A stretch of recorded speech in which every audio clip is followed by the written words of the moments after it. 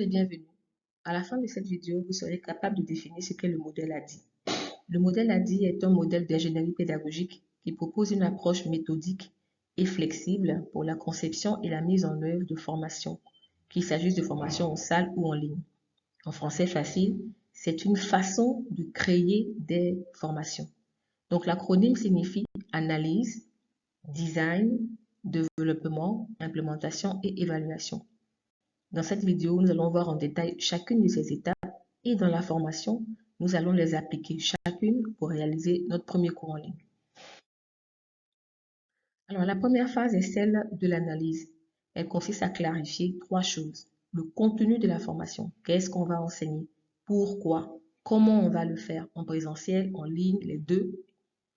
La deuxième étape, c'est le public cible. Qui est-ce qu'on veut former? Est-ce que ce sont des étudiants, ce sont des chauffeurs de baka, etc. Est-ce qu'ils connaissent le sujet? Est-ce qu'ils sont à l'aise avec le digital? Est-ce qu'ils sont disponibles? Est-ce qu'ils ont des problèmes de disponibilité? Et le dernier point, ce sont les moyens du projet. Ici, on va parler de délai, de budget, de ressources financières, humaines, techniques, etc. Donc, le livrable pour cette phase-là, c'est le cahier des charges. Il peut comprendre un planning prévisionnel. Et il est très important parce que c'est celui-là qu'on va utiliser pour évaluer notre projet quand on sera à la fin. La deuxième étape est celle du design. Donc ici, on a deux aspects, la conception pédagogique et la conception graphique, le fond et la forme. Donc pour la conception pédagogique, à savoir le fond, on va détailler les objectifs de notre formation.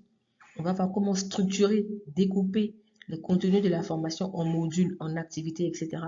On doit aussi préciser la durée de la formation, la durée des modules, la méthodologie qu'on va utiliser pour chacun des modules de la formation. Pour la forme, donc la conception graphique, on va choisir une charte graphique selon peut-être la marque de notre boîte ou bien selon nos préférences. Et on va aussi choisir les types de médias. Donc, est-ce qu'on veut du texte, est-ce qu'on veut des vidéos, des audios, des PowerPoint, etc. Le livrable, c'est le storyboard. Alors, la troisième étape, c'est l'étape du développement. Donc, en bref, il s'agit ici de créer les ressources qu'on a dit qu'on allait faire dans la précédente phase. Donc, si c'est des vidéos, des audios, du texte, c'est là qu'on va le faire.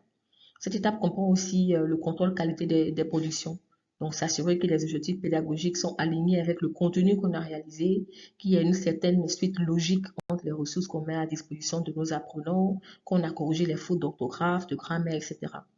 Et donc, pour cette étape, les livrables, ce sont les supports de formation et le contenu de la formation, en fait. L'avant-dernière étape, c'est celle de l'implémentation. Donc là, on va rendre la formation accessible aux apprenants, qu'ils ce soit en ligne ou bien en salle. Donc, voilà, là, on fait vraiment la formation. Donc, cette étape-là peut inclure les périodes d'inscription à la formation, la communication et le marketing autour. Et donc, le livrable ici, c'est un plan d'implémentation.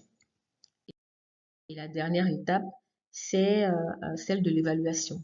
Donc, à cette étape-là, on doit revenir à notre livrable de la phase d'analyse et on va évaluer maintenant notre projet. Est-ce que la formation a permis de combler les lacunes qu'on avait identifiées au démarrage? On va évaluer les taux de participation et de satisfaction des apprenants. On va évaluer également les coûts réels de la formation par rapport à ce qu'on avait dit qu'on allait faire. Et puis enfin, bah voilà, les gains financiers, si la formation avait un objectif commercial. Et donc le livrable ici, c'est le rapport d'évaluation. Voilà, nous avons vu dans cette vidéo ce que le modèle ADI et puis ce que signifie chacune des lettres qui le composent. Donc bien qu'il soit le modèle le plus utilisé, il y en a d'autres, hein. Il n'y a pas que ADI. Donc voilà, dans la prochaine vidéo, on va commencer à appliquer le modèle ADI avec la phase d'analyse. Même si on a déjà un peu couvert ça dans la vidéo qui portait sur le choix de notre formation. Encore une fois, si vous avez des questions, n'hésitez surtout pas à les poser dans le groupe WhatsApp du cours.